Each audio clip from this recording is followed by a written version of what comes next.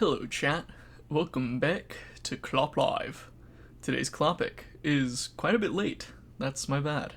School and deltarune chapter 5 got in the way of things, but I'm back once again to talk about my imposter, Kelp Games. A couple weeks ago I reacted to his latest video, however that reaction was almost 30 minutes long, and I wanted to make this video to pare it down into some of the highlights I'd like to cover. Sorry it's so late. Let's go over this first statement I'd like to address. What I mean by YouTube commentator wannabe is how every single YouTuber addressing something always follows the format of greeting the viewers while playing some sort of game, then talking about some random thing on the news, while not adding much original work into the video. It's a little unoriginal, but not too terrible. So, this paragraph was honestly pretty hard for me to understand, but I've drawn a diagram and a table of attributes to help us all understand, in case it didn't make sense to you either. So for my interpretation here, what we have on the left is your standard commentary YouTuber, which Kelp Games describes their defining features as being that they greet the viewer, play video games, and talk about random things on the news, while not adding much original work. I greet the viewers, I play video games, I talk about random things. Not necessarily the news all the time, but, you know. According to Kelp Games, I'm apparently a little unoriginal, but not too terrible. So I guess I'm not a commentary channel. I don't really know. Kelp Games, if you'd like to clarify, please feel free. I'd love to hear it. Next, while Kelp Games is discovering that I'm actually inspired by Dark, he shows my Clop Live introduction video, where, on the side, we can see that his recommended is totally fucked. Growing up with 3 balls. Pack God versus OnlyFans girls. A verbal ace analysis. Great stuff, Mr. Games. Moving past that, however, Kelp Games is still insistent that even though he recognizes that my inspiration is drawn from Dark, his point still stands because in order to be successful on YouTube, you need to be different. Honestly, I can see where he's coming from in saying this, but I also think it's important to understand that most artistic work is derivative of other works. The timeless example is Hamlet. A quick and honestly reductive synopsis of Hamlet goes like this. A prince takes revenge against his uncle who has murdered his father, the king, in order to take the throne. The Lion King is a movie about a young prince who takes revenge against his uncle after his uncle killed his father, the king, and took the throne. Now, a lot of people might already know this fact about The Lion King, but it's also important to recognize that Hamlet is a retelling of a Scandinavian legend called Amleth, which is Hamlet with the H at the end. I think when you recognize that many works take inspiration or are derivative of each other, you start to see it everywhere, and become more accepting of it. I mean, just wait until Kelp Games hears about sampling in music.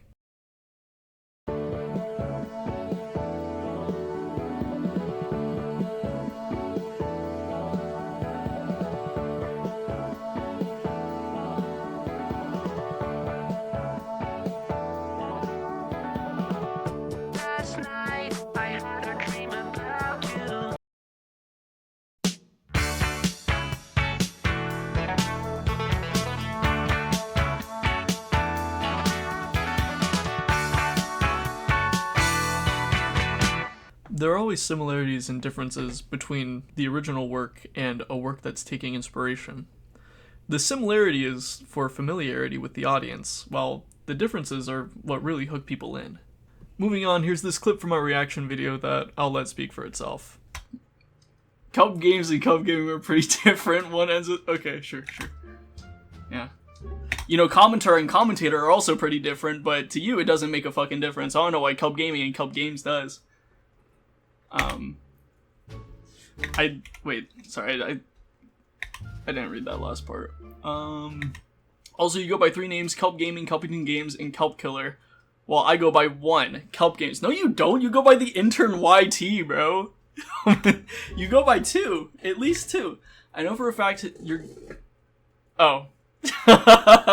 You caught me. And I'd like to clarify that Kelp Games is an organization, a group, while me, intern, aka the intern YT, is a single person in said group. Okay, that's valid.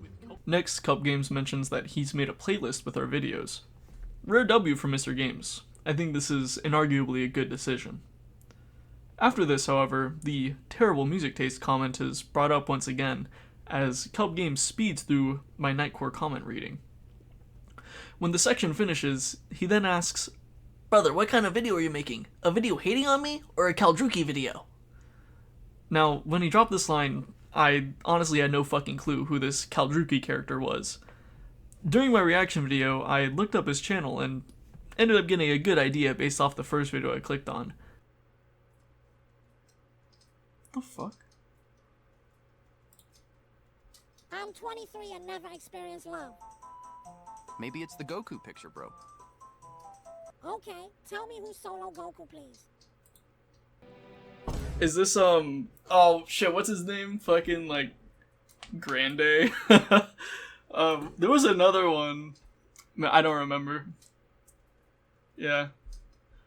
After the reaction, I decided to search his name on Google and stumbled across a Reddit thread, so now I have a pretty good idea what caliber of humor we have going on here. Pretty telling that Kelp Games is both a Kaldruki and a Packgod fan.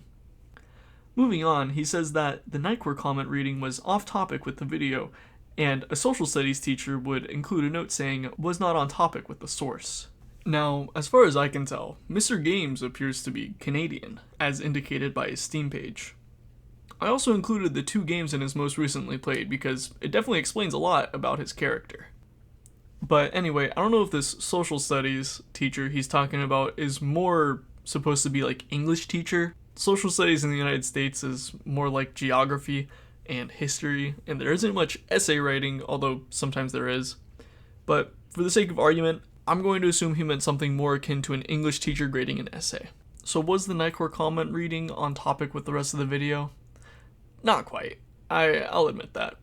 I don't think it was entirely relevant, however, I'd argue that it didn't come out of nowhere, as I was using the comments as a source for why I like Nightcore. Now, obviously, corny YouTube comments aren't the only reason I like Nightcore, but I wanted to bring it up because it's something that I think is funny. Also, it's my fucking video, bro. I can do whatever I want. Kelp Games then says, Instead of talking about the random ass YouTube comments on the music video, you could have made fun of my music choice. And to that, I totally agree. And I'll summarize what I said in the reaction video because it's how I felt about your music choice basically this entire time. Your music taste is that of a 15-year-old T-posing, Rick and Morty watching, Soviet anthem ear rape blasting, r/dink memes user. And this analysis is further supported by the fact you're a Kaldruki viewer, as well as a TF2 and Hearts of Iron player, bro. I'm sorry, Chuddy, I don't make the rules. Last thing to mention though, is that I do respect the use of Sneaky Snitch. Kevin MacLeod is the YouTube music GOAT, and even though his escapades with AI music was disappointing, in my opinion, it doesn't diminish how influential he's been to the platform.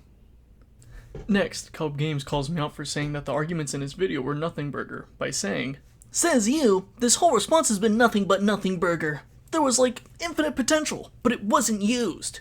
You could have called me a fascist or a CEO LARPer, or really anything. Come on, strike first, strike hard, no mercy. Don't think I can't handle it.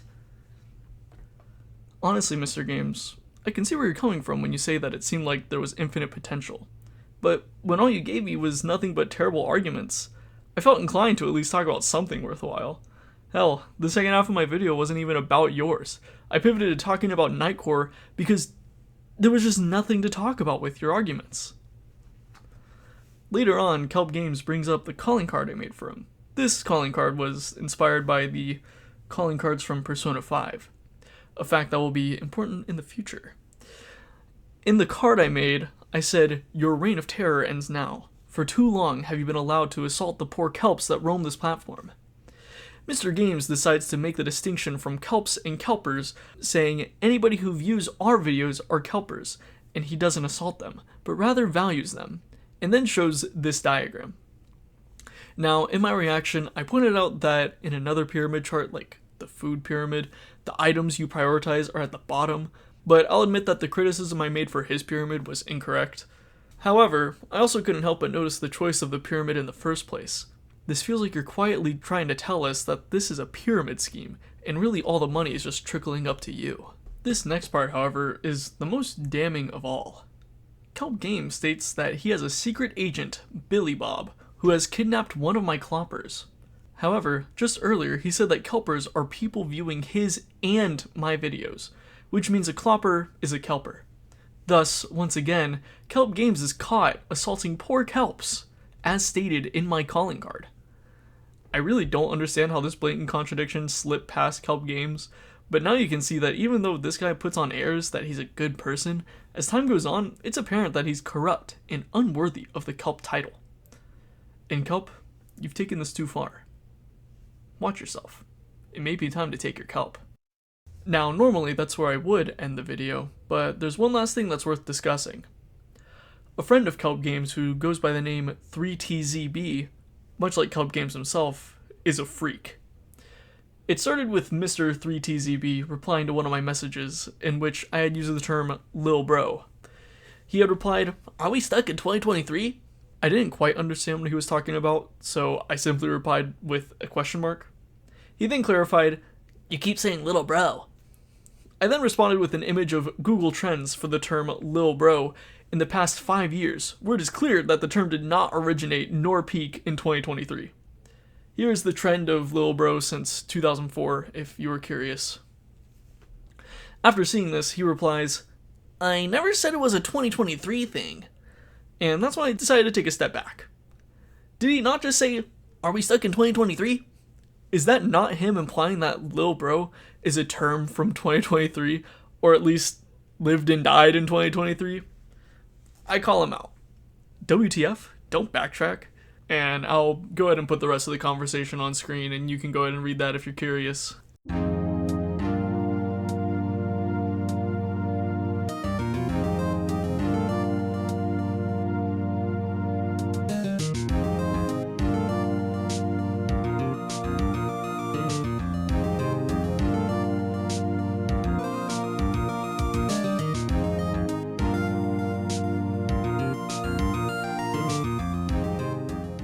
And honestly, what a perfect way to wrap up that conversation. It was a joke the whole time. After that talk, Mr. 3TZB went ahead and dropped a sub on my channel, which was awesome. But in the reaction video, he left a comment saying, "This video gave me cancer." So I decided to go ahead and make this section just for him.